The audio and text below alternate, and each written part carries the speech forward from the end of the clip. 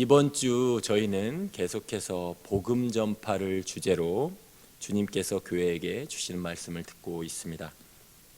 제가 어제 기도하는데, 어제 아침 기도회 끝나고 기도하는데 갑자기 주님께서 그런 마음을 주시더라고요. 기도하는데 우리 1층에 이 벤티 그 커피숍이죠.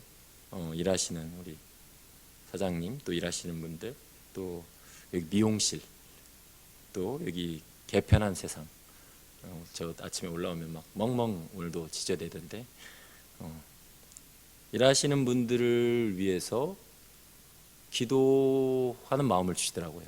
우리 같은 교회 건물에 있는데 뭐 제가 그렇게 기도해야겠다 생각한 건 아니고 그래서 기도하다 보니까 그런 생각을 주셨고 그래서 기도했습니다.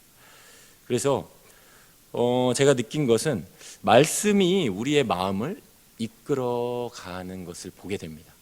주일 말씀이 있었고 또한 월요일, 화요일, 수요일 계속 오는 가운데 하나님의 말씀을 들은 대로 하나님께서 우리의 마음을, 왜냐하면 성령께서 우리 안에 내주하고 계시니까 성령께서 우리의 마음을 이끌어 가시는 것을 보게 됩니다.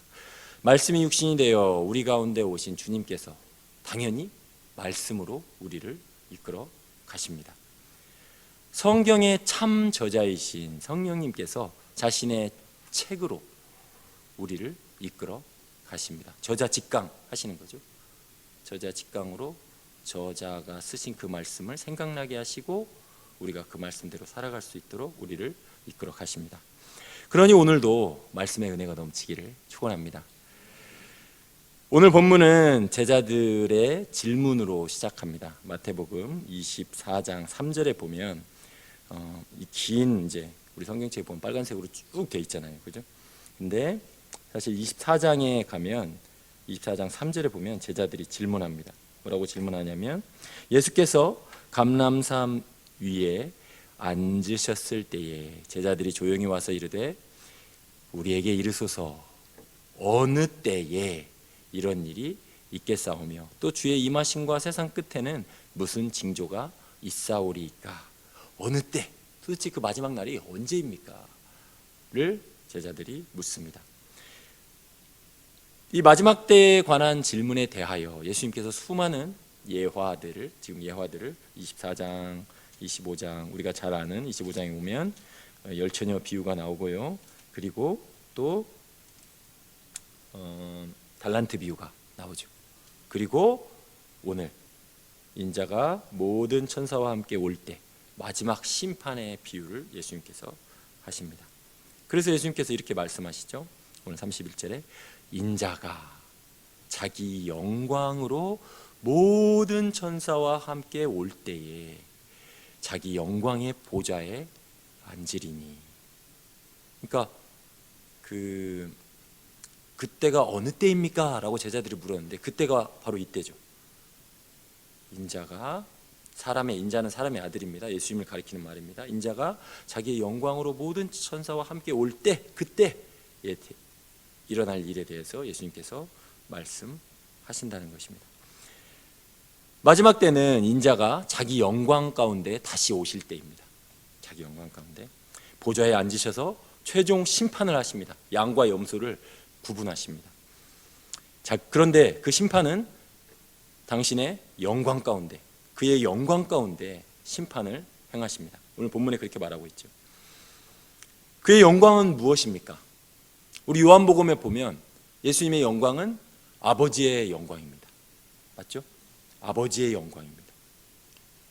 그런데 그의 영광은 또 한 측면에 우리의 대속자이자 우리의 중보자로서의 영광도 있습니다. 맞나요? 맞죠? 우리의 대속자. 그러니까 예수님께서 아버지의 영광으로 오시는데 우리의 대속자의 영광으로도 우리에게 오신다는 거예요. 그 영광이 같이 있다는 거예요. 바로 이 영광 가운데 이 오늘 본문에 표현된 의인들은, 예수님 안에 있는 자들은, 예수님을 믿는 자들은 그 중보자의 영광 가운데 구원을 받게 된다는 것입니다. 그는 목자로 오셔서 양과 염소를 구분하십니다. 드디어 최종 심판을 하시게 될 것입니다. 이 땅에서는 양과 염소가 섞여 있습니다. 우리 가정에도 양과 염소가 섞여 있을 수 있습니다. 우리가 아는 친척들, 우리가 아는 회사, 심지어 우리가 지금 예배드리고 있는 교회에도 양과 염소가 성경의 가르침이죠. 섞여 있습니다. 그러나 그때는 모든 것을 아시는 주님께서 모든 것을 아시잖아요. 베드로가 예수님을 3번 부인하실 것까지 아셨잖아요. 미래를 다 아시는 주님께서 그때에는 우리의 모든 저 마음속에 품었던 모든 생각까지 다 아시는 주님께서 그때는 철저하게 완벽하게 양과 염소를 구분하실 것입니다. 그리고 양에게는 영원한 생명을, 염소에게는 영원한 벌을 그렇게 심판으로 행하실 것입니다. 바울이 복음을 전했을 때에 우리 사도행전 13장에서 봤잖아요. 복음을 전했더니 2가지 반응이 나왔습니다. 그때 표현이 짝을 이룹니다. 영생을 주기로 작정된 자는 다 믿더라. 그렇게 복음에 대한 반응이 드러났잖아요. 예수님을 전했을 때. 그런데 그 반대의 반응은 뭐였죠? 영생에 합당하지 않은 자로 자처하기로 내가 이방인들에게 가노라. 그렇게 바울이 말하잖아요.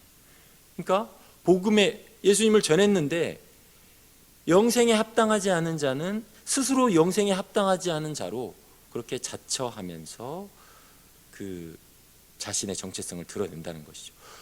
복음을 전할 때도 심지어 이 땅에서 복음을 전할 때도 심지어 이렇게 드러날진데 예수님께서 다시 오실 그때에 복음의 옷을 입고 이 땅에 오셨던 예수님께서 그 영광 가운데 다시 오실 때에 얼마나 더 명확하게 그러한 심판이 드러나겠냐 하는 것입니다. 우리는 복음을 전함으로 믿지 않는 자들에게 그리고 믿는 자들에게 이러한 경고를 해야 합니다. 왜냐하면 예수님께서 그렇게 경고를 하고 계시기 때문에. 사실 예수님은 여러분들 신약성경을 잘 보시면 아시겠지만 구약성경은 너무 무서워 막 피비린내 나 라는 것처럼 생각하실지 모르시겠지만 막 소돔과 고모라의 멸망이 있고요, 바벨론에 의한 비참한 죽음이 있고요, 막 시드기야의 눈을 빼버리고요, 그 앞에서 아들을 죽여버리고요, 그렇게 하잖아요.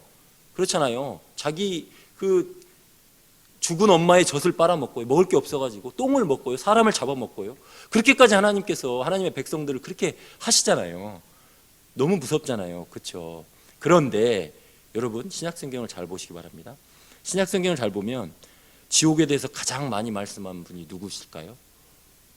지옥에 대해서 가장 많이 말씀하신 분 예수님이십니다. 오늘 본문에도 여러 번 말하잖아요. 오늘 본문에서도 영원한 불이라고 말씀하십니다. 방금 읽었죠? 영원한 불, 영원한 벌 말씀하십니다. 양과 염소를 내가 구분하겠다 말씀하십니다. 더 무섭죠. 그때는 그냥 일시적인 거잖아요. 뭐 나라가 망하는 거든 뭐 죽는 거든 뭐 그런 고통을 당하는 거, 눈을 뽑는 거든 그건 다 일시적인 거잖아요. 근데 이때는 어떻게 되는 거예요? 영원한 불이잖아요. 지금 막 이상 기온으로 더워서 힘든데 영원한 불이잖아요. 우리 다니엘서에 보면 그 세상의 악한 왕도 벌을 주기 위해서 그 용광로를 일곱 배 뜨겁게 하잖아요. 그죠? 자기 나름의 공의를 실현하기 위해서 7배 뜨겁게 하잖아요. 막 그 같이 데리고 들어가려고 했던 그 병사들이 타버릴 정도로 그렇게 뜨겁게 하잖아요. 그런데 하나님의 공의를 실현하실 그 전능하신 분이 하나님의 공의를 실현하실 때는 그 불이 얼마나 더 뜨겁겠습니까? 그렇잖아요.